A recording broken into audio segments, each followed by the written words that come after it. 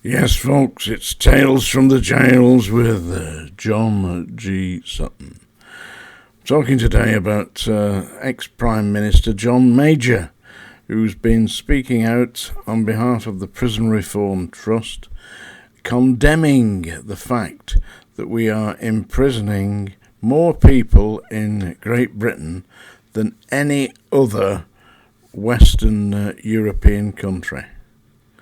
Last year, in a 12-month period, we sentenced 46,000 people to incarceration. A great many of them, I think it was 26,000, to less than 6 months imprisonment. Now, basically, people might say, well, if you're committing offences, then yes, you are, and the law prescribes that you be sentenced to imprisonment. There's no reason why not. But the problem that you've got, as John Major rightly points out, I wonder if he's been watching this channel, he rightly points out that it doesn't just destroy the individual's life. They lose the job, they lose the family, they're ostracised, they become alienated, and it also destroys the family. Because if they've got dependents, then the dependents who may be reliant upon that individual to supply them with a living and support them in society, that support is taken away and put into prison. And what do they do when they get into prison? I mean, all they're doing is playing Xboxes. There's no effective rehabilitation system. I mean, they've run out of staff. They can't employ staff to work in the prisons now. I mean, and they're also talking today about, I don't know if you heard it on Radio 4 this morning, talking about reintroducing the apprentice system for medical staff like nurses and doctors, yeah? So that you don't go to university exclusively to university, you go to your placement in a hospital and you work through for a period of time, taking the examinations on the way. And during that time, you get paid. You see, at the moment, what they have is a system whereby you've got to go to university, and it's a 3-year course, and that 3-year course is you're going to end up at the end of it with a student bill of around about £30,000, let's say. And you've got to carry that forward into your adult life. Yeah, well, they're going to get rid of that. They're going to bring in the apprentice system for medical staff. Well, they're going to have to do something like that. See, back in the 50s and 60s, when I was a young man, nursing staff went to you were interviewed at the hospital and you were taken on as a trainee nurse, and you stayed through the course of the nurse, of the apprentice, effectively an apprenticeship. And then you qualified and you became a staff nurse or a state registered nurse, yeah? That makes sense.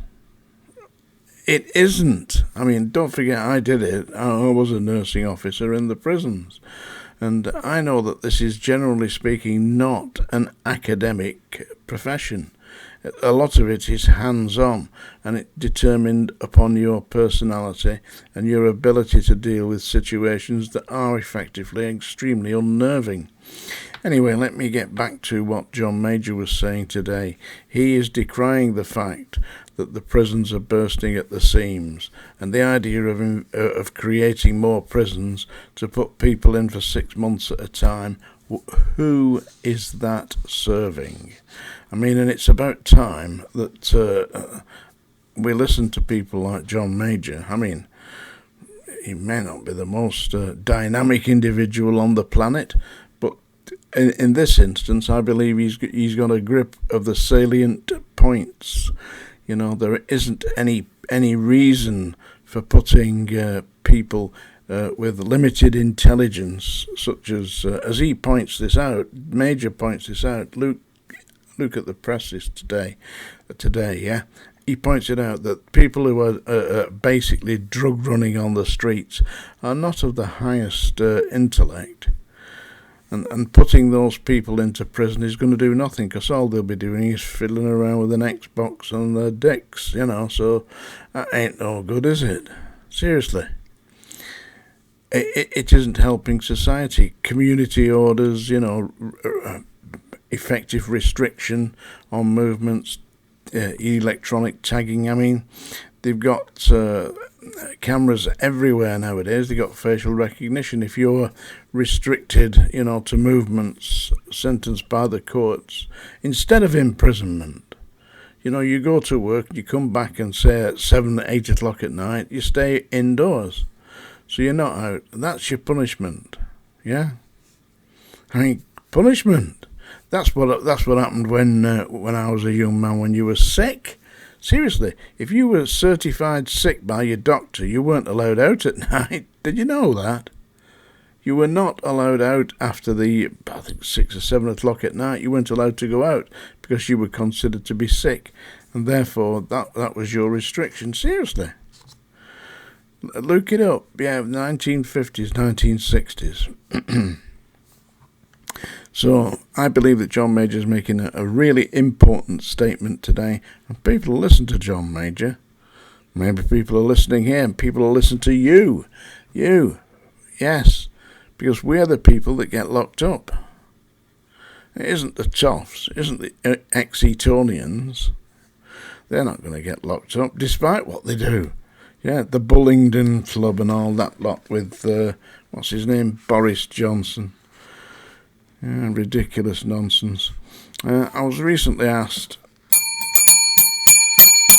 ding dong ding, that's a song dinger by the way, but it's a poem today. I'm going to read you a poem. Somebody recently requested that I read some war poetry. Vincent, I believe his name was. Well, Vincent, here we are. There's another war poem by Wilfred Owen. This is Anthem for Doomed Youth by Wilfred Owen. Last warning. There you are. It's gone now. You've had it. What passing bells for those who die as cattle? Only the monstrous anger of the guns. Only the stuttering rifles' rapid rattle can patter out their hasty horizons. No mockers now for them, no prayers, no bells, nor any voice of mourning save the choirs, the shrill, demented choirs of wailing shells and bugles calling for them from sad shires. What candles may be held to speed them all, not in the hands of boys, but in their eyes, shall shine the holy glimmers of goodbyes. The pallor of girls' brows shall be their palls, their flowers the tenderness of patient minds, and each slow dusk a drawing down of blinds. Anthem for Doomed Youth by Wilfred Owen. Tales from the Jails. This is John G. Sutton. Don't forget to like and subscribe. Thank you very much.